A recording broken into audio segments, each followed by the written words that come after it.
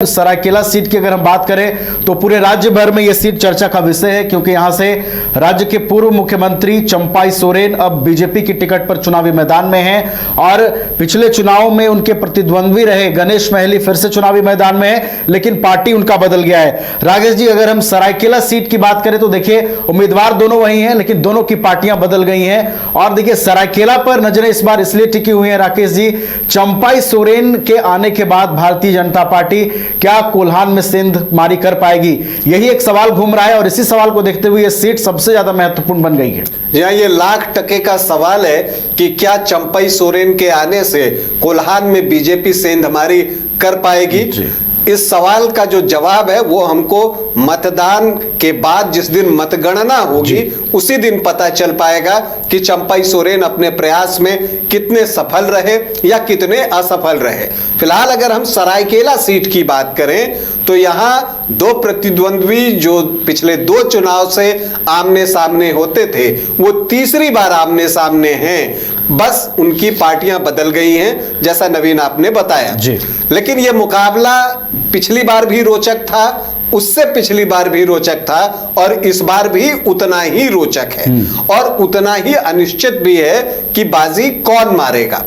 देखिए, अगर आप सरायकेला सीट की बात कीजिए और इसके स्वभाव को समझने की कोशिश कीजिए तो यह चीज देखने में आई है कि जब लोकसभा का चुनाव होता है तो यह सिंहभूम सीट के अंतर्गत आता है और उसमें बीजेपी अक्सर जो है इस सीट से लीड करती है और अच्छे मार्जिन से लीड करती है।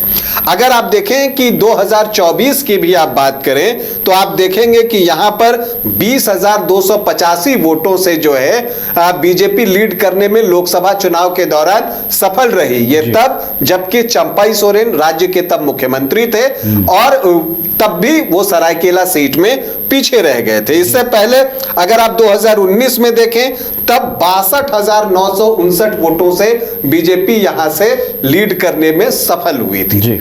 लेकिन जब आप लोकसभा चुनाव से इतर विधानसभा चुनाव में आते हैं तो झारखंड बनने के बाद जेएमएम इस सीट पर कभी नहीं हारा, या आप इसे यह भी कह सकते हैं कि इस सीट पर झारखंड बनने के बाद चंपाई सोरेन भी कभी नहीं हारे। 2005 में जीते, 2009 में जीते, 2014 में जीते और फिर 2019 में भी जीते।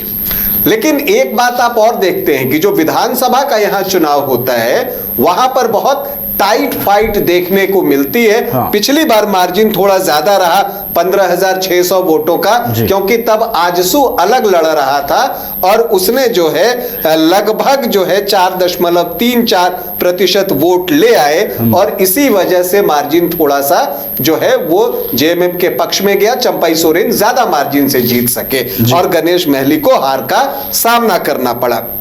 लेकिन उससे पहले देखिए 2000 में 1,115 वोट से, 2009 में 3,246 वोट से और 2005 में 882 वोट से। मतलब कि बहुत नेक टू नेक मुकाबला यहां होता आया है और इस बार भी ऐसा ही लग रहा है। देखिए, शुरू में लग रहा था कि शायद चंपाई सोरेन जो है आराम से ये सीट निकाल लेंगे, लेकिन फिर हेमंत सोरेन ने एक तरह से आप कह लीजिए ऑपरेशन कोल्हान जो है वो शुरू किया। बीजेपी के कई बड़े नेता जो कोल्हान में हैं उनको तोड़ा, अपनी पार्टी में मिला लिया, तो उससे एक माहौल जो है वहां पर जेएमएम का बनता हुआ दिखा है। और अगर हम सरायकेला सीट की ही बात करें तो गणेश महली जो प्रत्याशी हैं जेएमएम के वो कहते भी हैं कि चंपाई सोरेन अगर टाइगर हैं तो मैं बब्बर शेर हूं। तो ये मुकाबला उसी तरह का हो गया है। हेमंत सोरेन ने अभी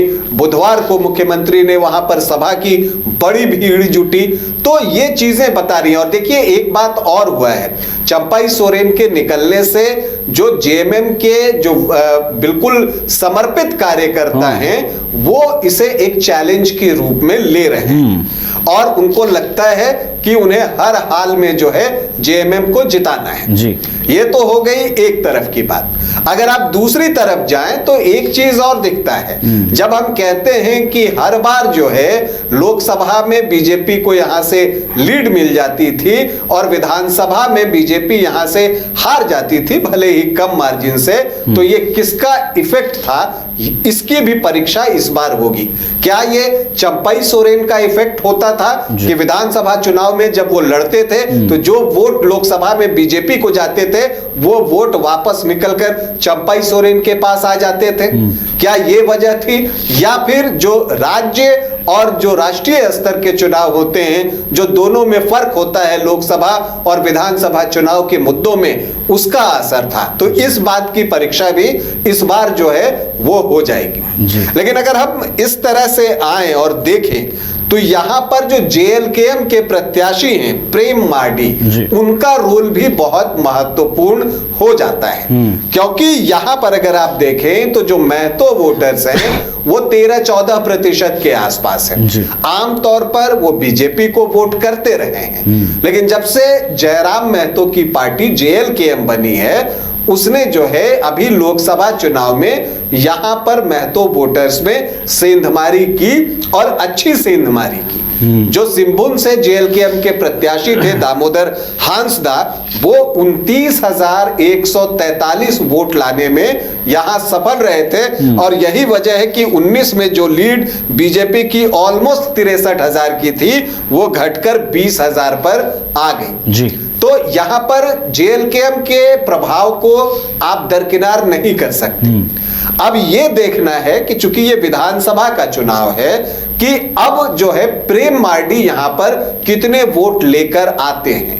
वो जितना ज्यादा वोट लाएंगे चंपई सोरेन के लिए परेशानी उतनी बढ़ेगी, और वो जितना कम वोट लाएंगे गणेश महली के लिए परेशानी उतनी बढ़ती चली जाएगी। अब अगर हम पिछले बार के वोटों को देखें और उससे हम एक समीक्षा करें तो हम देखते हैं कि पिछली बार चंपई सोरेन को 48.58% वोट मिले थे, मतलब कि जेएमएम को, और जो बीजेपी है जिससे कि गणेश महली पिछली बार लड़े थे उनको 41.76% मिले थे, मतलब 42.25% के आसपास, और वहां 48.5% के आसपास। तो अगर आप देखें तो ऑलमोस्ट 7% का वो फर्क जो है वो दिख रहा है। तो अब ये देखना है कि ये जो जेएमएम को 48.5% वोट मिले पिछली बार, उसमें से चंपई सोरेन के अपने वोट कितने हैं, इंडिविजुअल वोट कितने हैं।